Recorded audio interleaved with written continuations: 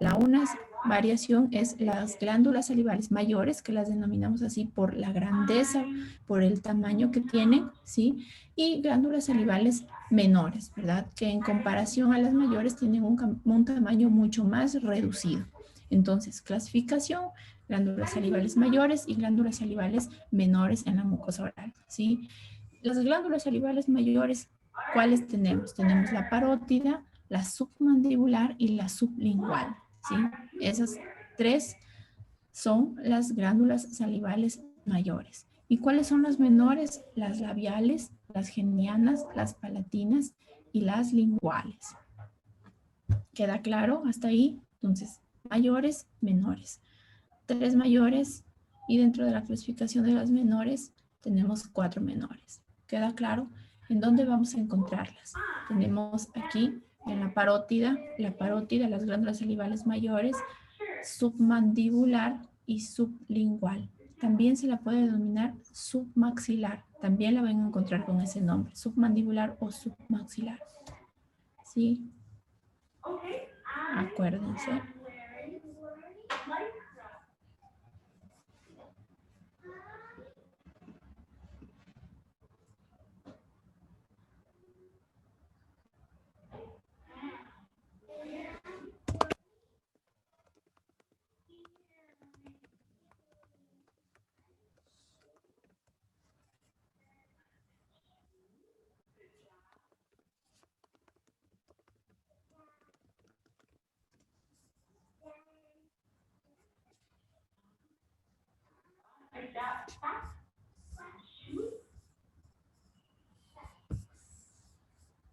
Bien, perdón.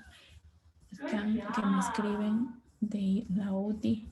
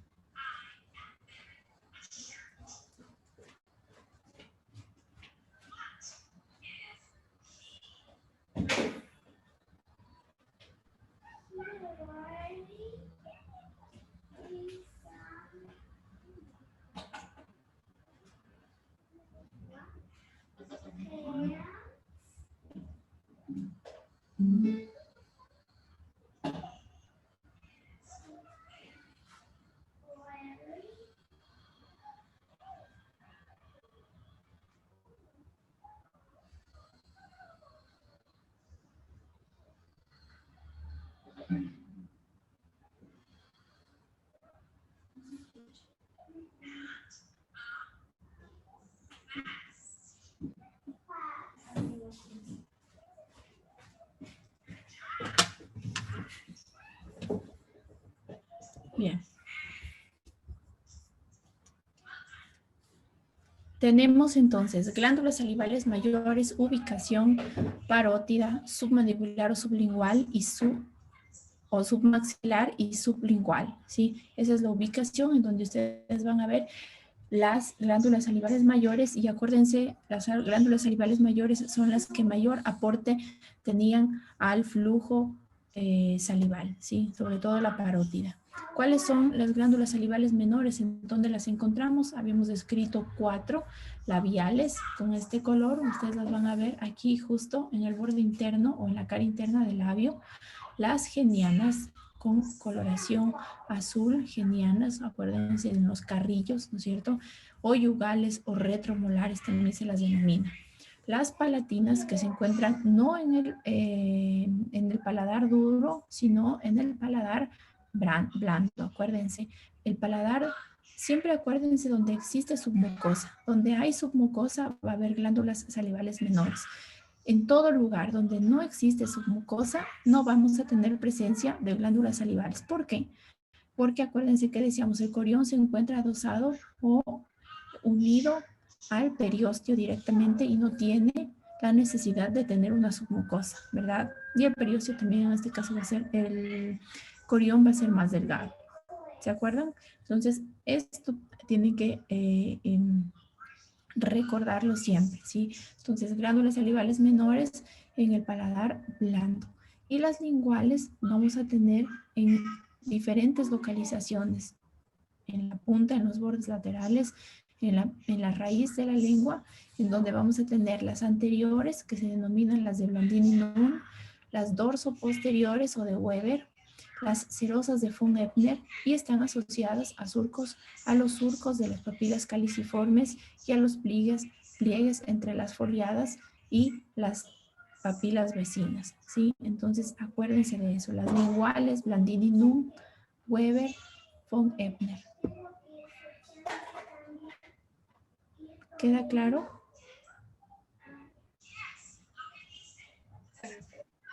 ¿Preguntas con la localización, chicos? No, parece estar claro. Ya.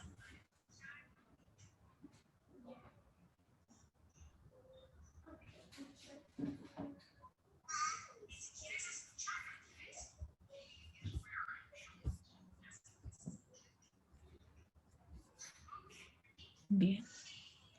Ahora, aquí nos vamos a tener que acordar de todo lo que ustedes ya vieron en histología general acerca de las glándulas salivales, ¿sí?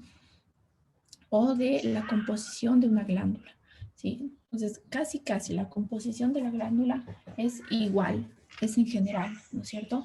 Entonces, vamos a tener que está compuesto de un sistema ductal y va a estar compuesto de un sistema de adenómeros. ¿Se acuerdan de eso? Entonces, la estructura histológica general de una glándula, adenómeros y sistemas ductales, ¿no es cierto? Entonces, acuérdense que aquí tenemos el conducto, cómo se compone ese sistema ductal de la glándula salival. Tenemos que está compuesto por un conducto excretor principal, miren, un conducto excretor, ¿verdad?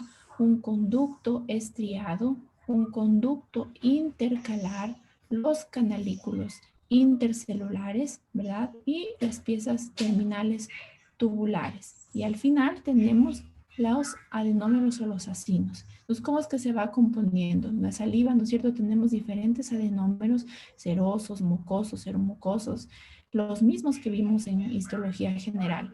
Entonces, estos mismos conductos o estos mismos adenómeros,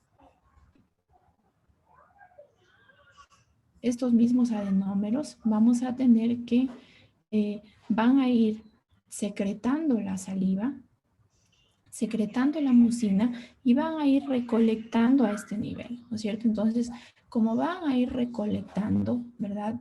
Van a ir recolectando de cada acino, en este caso, ¿no es cierto? Recorre, van recolectando y van confluyendo. Recolecta de todos las piezas terminales. ¿Y a dónde van? A los conductos intercelulares. Luego, ¿a dónde? Hacia los conductos intercalares, ¿no es cierto? No existe solo un conducto intercalar. Por acá, ¿no es cierto? Este es otro conducto intercalar que va recogiendo también la saliva o la excreción de otro sistema, ¿no es cierto?, de adenómeros. Entonces, todo esto va a confluir, ¿no es cierto?, hacia dónde se va engrosando ese conducto. Este conducto ya se denomina conducto estriado y no hay solo un conducto estriado, ¿no es cierto? Entonces, el depósito de este conducto estriado se va a confluir con los demás conductos estriados. Entonces va aumentando el volumen salival, ¿no es cierto? Luego tenemos un conducto excretor que también no es único. De todos los sistemas que tenemos van más conductos excretores, ¿no es cierto? Como ustedes pueden ver aquí, y vamos acumulando, miren, ese flujo salival, ¿no es cierto? Al final, ¿qué va a pasar? Con el conducto excretor, ¿verdad? De todos esos conductos excretores, ¿verdad? que van a confluir, tenemos el conducto excretor principal. Bien, para las glándulas más grandes tenemos un conducto excretor principal, por ejemplo, tenemos el conducto de Steno para la parótida, que se denomina así, y por aquí sale la recolección ya de todo lo que confluyó, ¿no es cierto?, a partir desde aquí. Entonces el volumen salival, el flujo salival va a aumentar ya en el conducto excretor. ¿Por qué? Porque va engrosando todo ese sistema ductal, ¿sí? Entonces tenemos el conducto de Steno para la salida, yo les decía de... Perdón, la parótida. Perdón. El conducto de Wharton y de Rivinus.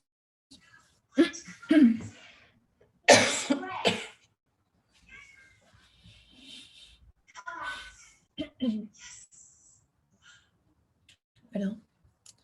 El conducto de Wharton y de Rivinus para las glándulas submaxilar y submandibular. Perdón.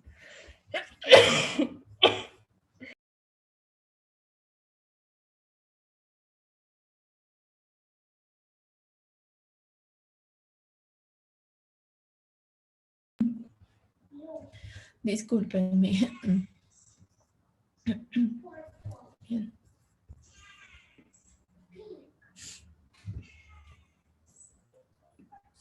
Bien, ¿hay alguna pregunta sobre los conductos excretores? Sobre la estructura histológica general de las glándulas.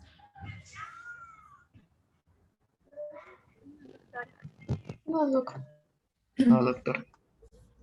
Bien, vamos a continuar. Perdónenme, se me resecó mi...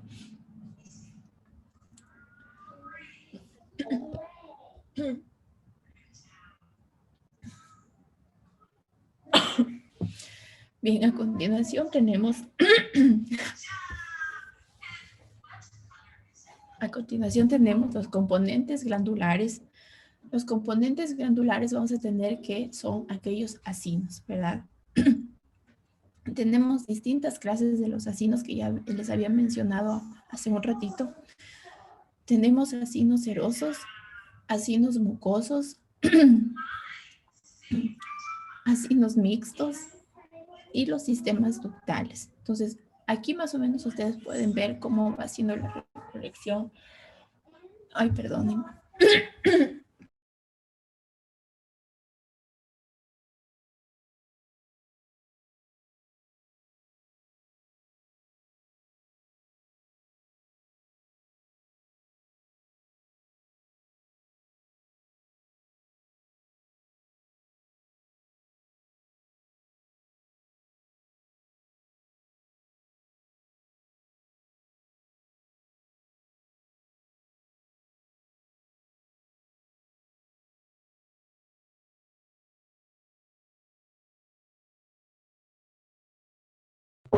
Disculpen, hoy mi garganta me está jugando mal.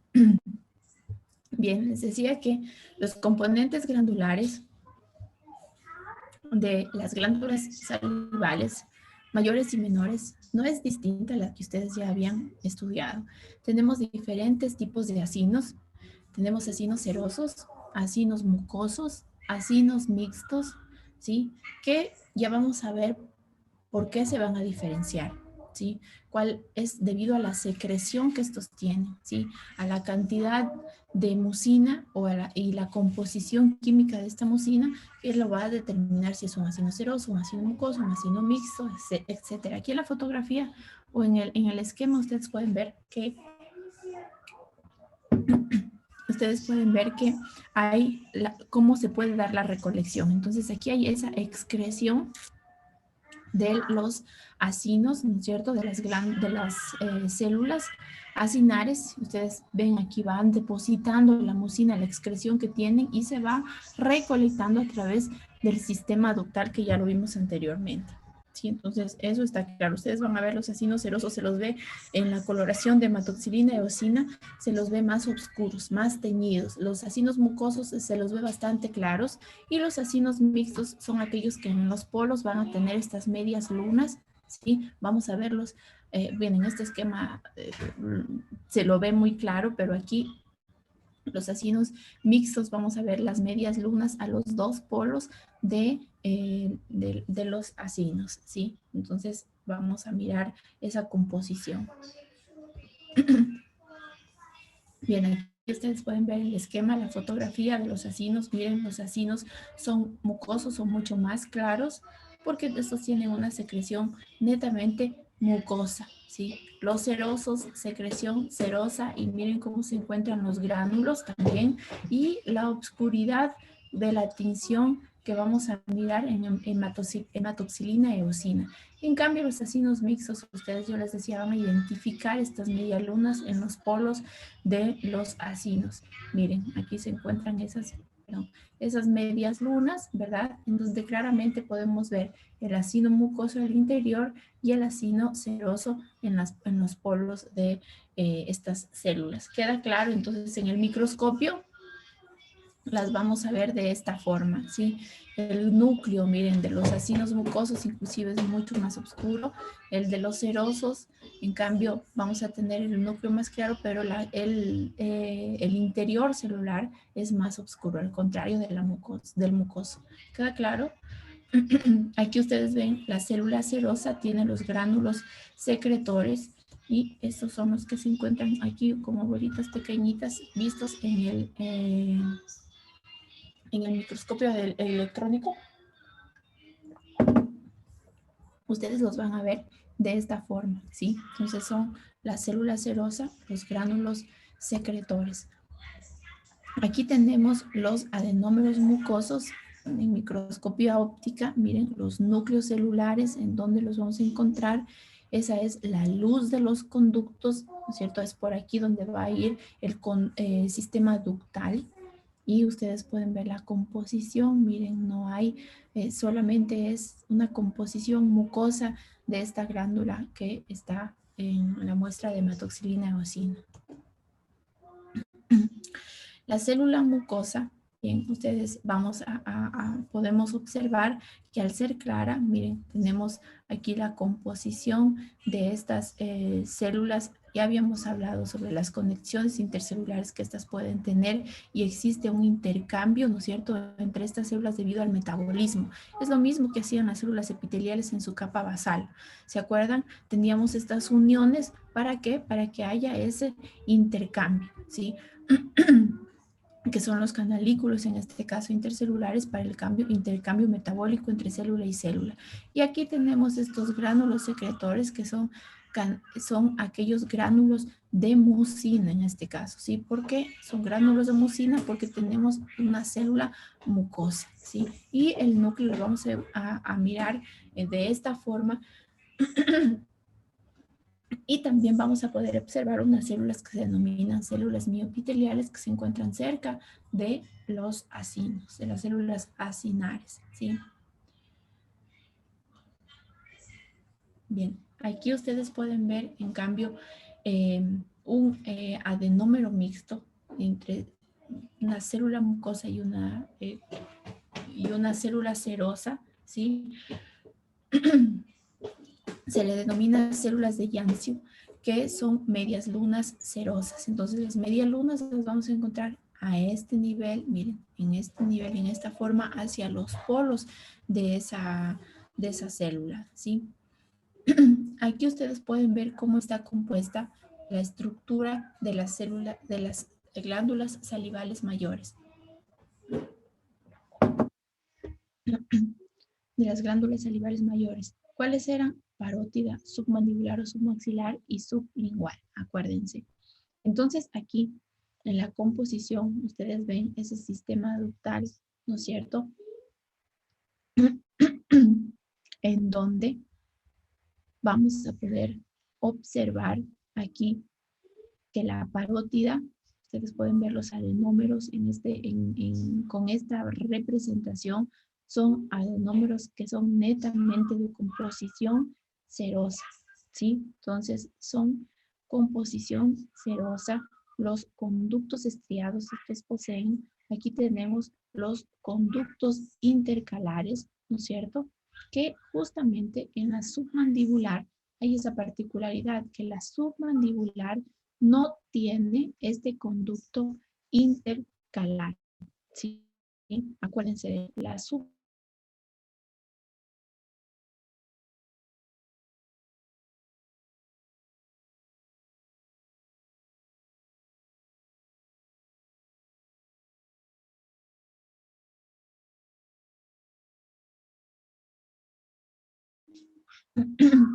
Tenemos la submandibular, en cambio, la submandibular tiene acinos mucosos y acinos serosos, ¿no es cierto? Entonces es de composición mixta, pero va a predominar la composición serosa, ¿sí? En la submandibular. No tiene conducto intercalar, acuérdense. En cambio, la sublingual tenemos conducto de secreción, conducto intercalar, conductos estriados, miren, y tenemos también que es de composición mixta. Pero aquí en cambio decimos que es mucoserosa. ¿Por qué? Porque predominan aquellos acinos que son mucosos, ¿no es cierto? Entonces son mucoserosos y acá son seromucosos por el predominio seroso que tiene la glándula. ¿Queda claro?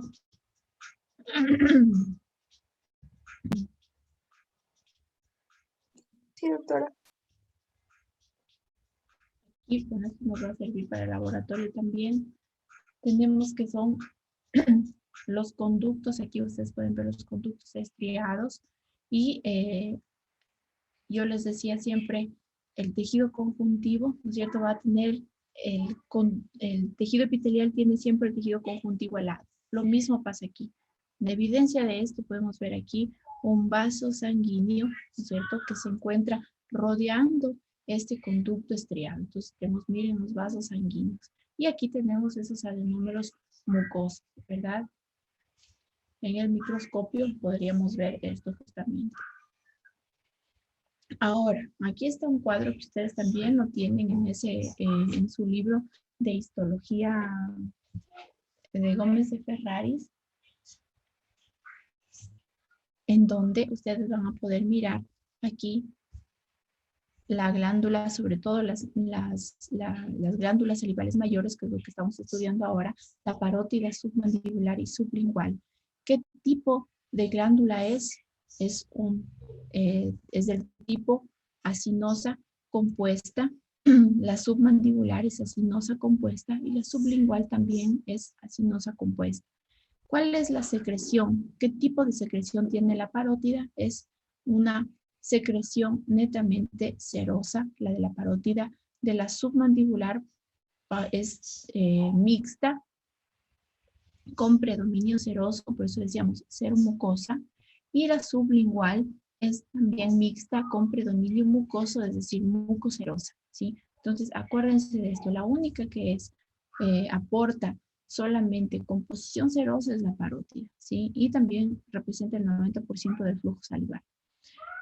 Conducto intercalar, ¿tiene la parótida? Sí, son largos los conductos intercalares, ¿no es cierto? En la diapositiva anterior podemos ver, miren, los conductos intercalares de la parótida. ¿Ven? Aquí la submandibular tiene, pero cortos, y la sublingual no posee esos conductos intercalares. El conducto estriado también tiene bien desarrollados la parótida, bien desarrollados en la submandibular. Sin embargo, solo tiene restos o vestigios de la sublingual, ¿sí? Conducto de secreción, ¿cuál es el conducto principal o el conducto excretor principal? Es el de Stenón para la parótida, el de Wharton para la sublingual y el de Bartolini de Rivinus para la sublingual, ¿sí? ¿En dónde lo encontramos? Es de la posición del conducto de Stenón se encuentra en las caras vestibulares del primer molar superior. La submandibular lo tenemos al de Wharton, Bartolini y Rivinus. Si ustedes alzan la lengua, ¿sí? Y miran una composición en donde está justamente el frenillo lingual, a los dos lados encontramos justamente estos conductos. En algunas personas se ve más desarrollado, en algunas otras se ve menos desarrollado, ¿sí? Bien, aquí vamos a tener, eso es lo principal justamente de las glándulas salivales mayores, los conductos principales que ustedes van a tener que aprendérselos para poder también en patología diagnosticar algunas patologías que conciernen justamente al bloqueo de estos conductos excretores, cuando existe un cialolito, por ejemplo. ¿Sí? Entonces vamos a tener que diagnosticar bien qué es lo que está pasando a ese nivel. Entonces acuérdense de los conductos excretores principales de las glándulas salivales mayores. ¿Qué es lo que tiene un conducto excretor? El conducto excretor está compuesto por un epitelio cilíndrico simple, ¿sí? Pseudoestratificado o cilíndrico estratificado, ¿sí? Entonces, esa es la composición del conducto excretor. Puede haber esa variación en esta presentación de los epitelios. ¿Y cuáles van a ser las glándulas salivales menores? Ya habíamos hablado que las glándulas salivales menores tenemos las glándulas palatinas, ¿no es cierto? Las linguales o las de von Ebner, y las de Weber o las linguales posteriores. Bien, aquí ¿cuáles van a ser? Vamos a tener composición mucosa y composición serosa, ¿sí? Igual, las linguales o las de von Ebner también van a ser mixtas y las palatinas, miren, tenemos netamente mucosas, ¿sí? Entonces, ¿para qué va a ayudar? ¿Para qué creen ustedes que ayuda la excreción de saliva al medio de la mucosa?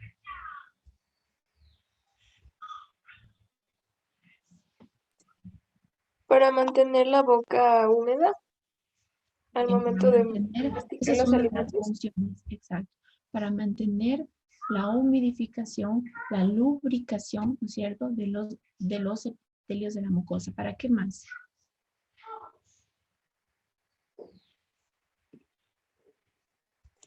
También, Durante la digestión, ajá. ¿Perdón? durante la digestión para formar el bolo alimenticio.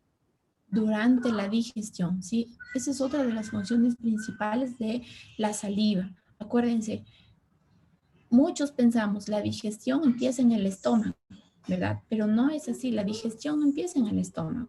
La digestión comienza con la formación del bolo alimenticio y la degradación, ¿sí? Debido a la ptialina, ¿cierto? Empieza la descomposición de todos esos hidratos de carbono. Entonces, cuando la tialina ayuda a degradar, a descomponer los nutrientes que tienen los alimentos, ahí es cuando empieza la digestión, porque si no hubiera este trabajo de la tialina a nivel de la mucosa o de la cavidad oral, fuera más difícil en el estómago para los jugos gástricos degradar. Entonces empieza la degradación o descomposición de los diferentes nutrientes de los alimentos con la intervención de la tialina. ¿Y cuál es la que aporta esta tialina? La parótida, que aporta el 90% del flujo salival. ¿Sí? ¿Preguntas hasta ahí?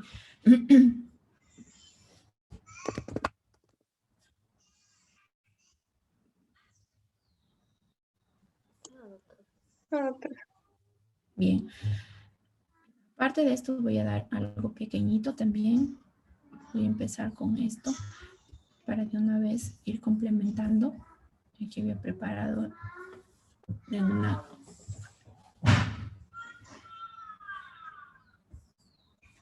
una clase que es justamente de saliva. Entonces podemos decir, ¿qué es la saliva, no? Ahí la saliva es esa cantidad, ese flujo que tenemos, que ya vimos de dónde proviene, de las glándulas salivales mayores y glándulas salivales menores, ¿no es cierto? Y es ese líquido, ¿no es cierto?, que nos ayuda a tener la lubricación de la mucosa, a degradar los alimentos, ¿verdad? Nos ayuda para la fonación también. Entonces tenemos que hay una saliva total, ¿no es cierto? La saliva total es viscosa, contiene el 99% de agua, tiene un pH salival entre 6.8 y 7.2. Ojo con el pH salival. Cuando hay una variación en los niveles del pH salival, podemos promover la terminación en el balance entre la mineralización y la desmineralización del sustrato del esmalte en el diente, ¿no es cierto? Entonces el pH salival es muy importante. Cuando sube o baja el pH salival también es importante debido a que toda la microflora oral que se encuentra como un habitante normal de la cavidad oral puede variar, ¿Y qué pasa cuando existe esa variación en el hábitat normal de la microflora oral, de la cavidad oral? Puede multiplicarse indiscriminadamente ciertos patógenos, ¿verdad? Y volverse ya una patología. Por ejemplo, les pongo un ejemplo. La candidiasis es un habitante, un comensal habitual normal de la cavidad oral, ¿verdad? Si hacemos un análisis histopatológico de nuestra mucosa, vamos a tener el 99% presente Candida albicans, ¿verdad? Pero es un comensal en donde no hay patología. Pero ¿qué pasa si el pH salival sube o baja, ¿verdad? En este caso, la Candida albicans vamos a tener que va a proliferar. Acuérdense en microbiología, ¿qué es lo que decían? Nos enseñaron en microbiología que la Candida albicans es un agente especial, ¿no es cierto? Y oportunista, ¿por qué? Porque tiene esa capacidad de transformarse de una levadura a una hifa, ¿no es cierto? Y esa capacidad de transformarse de levadura a hifa le da la capacidad, ¿no es cierto?, de adherirse a la mucosa, ¿no es cierto? Y burlar el sistema inmunológico que tiene el epitelio. En este caso, ¿no es cierto? ¿Por qué? Porque varió el pH, ¿sí? Y como sortió, se convirtió, cambió su fenotipo, la cándida, ¿no es cierto? Se vuelve ya no un comensal normal, sino un comensal patógeno de la cavidad oral. Bien. Un minuto.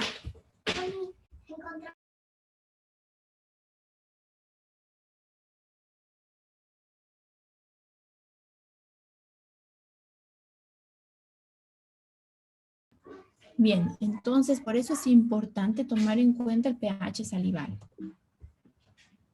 Bien, ¿cuáles son los componentes de la saliva? Tenemos componentes proteicos y glicoproteínas, componentes orgánicos no proteicos y componentes inorgánicos. Entonces, este es el conjunto de la composición química de la saliva. Dentro de los componentes proteicos vamos a tener la tialina, mucinas, lisocimas, inmunoglobulinas, proteínas y adicinas. ¿Cuáles son las más importantes?